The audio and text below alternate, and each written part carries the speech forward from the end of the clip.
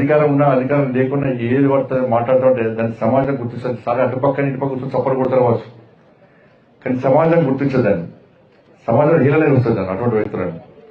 కాబట్టి నేను కూడా ప్రతిసారి కూడా అందరు ఎమ్మెల్యే కలిసి వాళ్ళు ఏ పని చెప్తే ఆ పని చేసే ప్రయత్నం చేస్తున్నాం. ఇది శ్రీనివాస్ గారు ఆదిశ్వాస్ గారు చెప్పినట్టు రాజన్న సిరిసిల్ల జిల్లాలో నవోదయ స్కూల్ కావాలని చెప్పి నిన్నక మొన్న కేంద్ర మంత్రి గారిని కలవడం జరిగింది. తప్పకుండా వాళ్ళు నవోదయ స్కూల్ శాంక్షన్ చేస్తామని చెప్పడం జరిగింది. ప్రసారం స్కీమ్ సంబంధించి కూడా 5 సంవత్సరాలు బతుకున్నాను. 5 సంవత్సరాలు బతుకుంటే పాపం ఒక ఆఫీసర్ నాకు అప్లోడ్ ఇచ్చే ప్రయత్నం చేసిండు. అక్కడున్న ఇంకో అధికారి కేసీఆర్ కొడుకు చెప్పాడు, బండి సంజయ్ ప్రసాదం స్కీమ్ కోసం అప్లోడ్ ఇస్తానని ఆయన ఆఫీసర్ పెద్ద ట్రాన్స్ఫర్ ఇచ్చి పడేశారు. ఇప్పటికి ఆ ప్రసాదం స్కీమ్ వస్తే ఇలా వెమ్లవాడ దేవస్థానం, రాజన్న దేవస్థానం, పేదల దేవుడు దేవస్థానం ఎంత అభివృద్ధి చెందుతుంటే, ఎంతో కొంత అభివృద్ధి చెందుతుండే వాళ్ళు.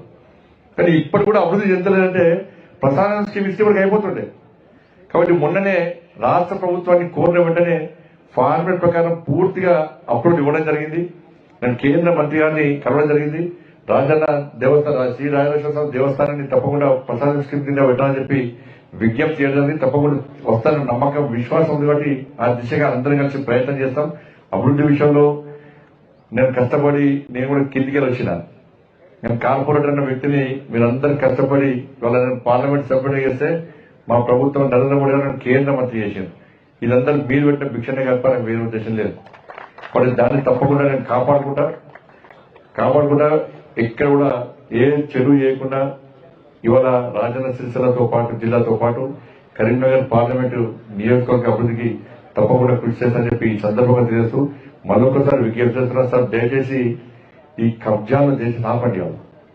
ఎవరైతే పేద ప్రజల భూములను స్వాధీనం వారికి గుంజుకున్నారో, అక్రమంగా కబ్జా చేసారో వాటిని స్వాధీనం చేసుకోండి. మీరు ఎక్కడ వెనుకలు వేయాల్సిన అవసరం లేదు. సార్, విమర్శలు వస్తాయి పోతాయి, 100 మంది తిడతారు, పట్టించుకోరు సార్. కానీ 1000 మంది మేము వెనకాల మేము పోగొడతామంటారు. వాళ్ళ గురించి ఆలోచించాలి మనం. కాబట్టి ఆ విషయంలో మీరు చాలా సీరియస్ గా మీరు ప్లాన్ చేయండి, సీరియస్ గా మీరు యాక్షన్ తీసుకోండి. ఎందుకంటే ఒక విద్యా సంస్థ నెలకొల్పాలంటే కలెక్టర్ గారు ఫోన్ చేస్తే ల్యాండ్ లేదంటారు, ఒక డిఆర్ఓ ఫోన్ చేస్తే ల్యాండ్ లేదంటారు. కానీ అభివృద్ధి చేయడానికి జాగాలు దొరుకుతారు, కబ్జా చేయడానికి మాత్రం జాగాలు దొరుకుతాయి. కబ్జా చేయడానికి ఏడవుతుంది, ఎకరాలు దున్నే మొత్తం కొట్టుకుంటుందని పేరు ఏడలేదు. ధరణి పేరుతో మొత్తం కుంపంతం వచ్చేది కాదు.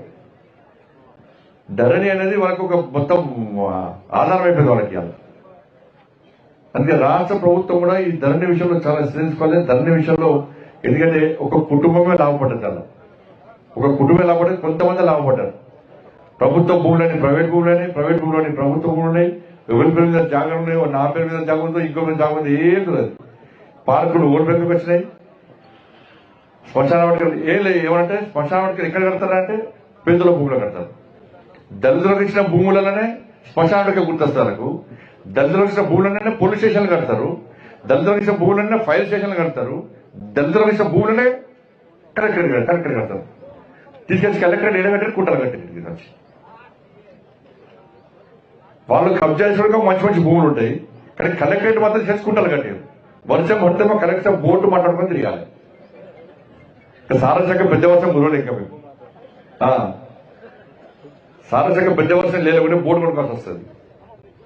కానీ ఒక ప్లాన్ లేదు వాళ్ళకి. ఎప్పుడు స్వార్థం ఉండే నేను బాగుపడాలి, నా కుటుంబం బాగుపడాలని చెప్పి ఆలోచన ఉండే తప్ప సమాజం బాగుండాలి, మనం గెలిపించే సమాజాన్ని అభివృద్ధి వాళ్ళకి కాపాడుకోవాలి, ఆ ప్రాంతాన్ని అభివృద్ధి చేయాలని చెప్పి సోయి లేకపోవడంలోనే ఇన్ని రోజులు అనర్థాలు జరిగినాయి.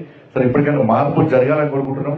కాబట్టి నేను మీరు గెలిపించిన పార్లమెంట్ సభ్యునిగా తప్పకుండా అందరితో కలిసి పనిచేస్తా.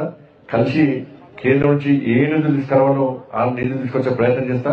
ఈ ప్రాంతాన్ని అభివృద్ధి చేయడం లక్ష్యంగా ముందుకు సాగుతామని చెప్పి ఈ సందర్భంగా విజ్ఞప్తి చేస్తూ ఇంత మంచి కార్యక్రమాన్ని ఏర్పడినటువంటి గౌరవ కలెక్టర్ గారికి హృదయపూర్వక ధన్యవాదాలు తెలియజేస్తూ, ఒక మంచి కార్యక్రమం, ఒక పెట్రోల్ బంక్ ఏర్పాటు చేసి, ఎందుకంటే పెట్రోల్ బంక్స్ ఇప్పుడు ప్రభుత్వం ఆధీనంలో లేవు. అంటే ఏ కంపెనీకి ఆ కంపెనీ యాజమాన్యంతో ఆధీనంలో ఉంటాయని అటువంటి యాజమాన్యంతో మాట్లాడి ఒప్పించి ఇలా 24 మంది దివ్యాంగులకు దాని ద్వారా ఉపాధి కల్పించేటువంటి ప్రయత్నం చేయడం, ఒక్కొక్కరికి 18,000 శాలరీ వచ్చే విధంగా ప్రయత్నం చేయడం నిజంగా చాలా సంతోషం. తప్పకుండా రాబోయే రోజుల్లో ఇటువంటి కార్యక్రమాలు ఇంకా చేయాలని చెప్పి అందరం కలిసి చేద్దామని చెప్పి ఈ సందర్భంగా విజ్ఞప్తి చేస్తూ ముగిస్తున్నాను. భారత్ మాతాకి జై.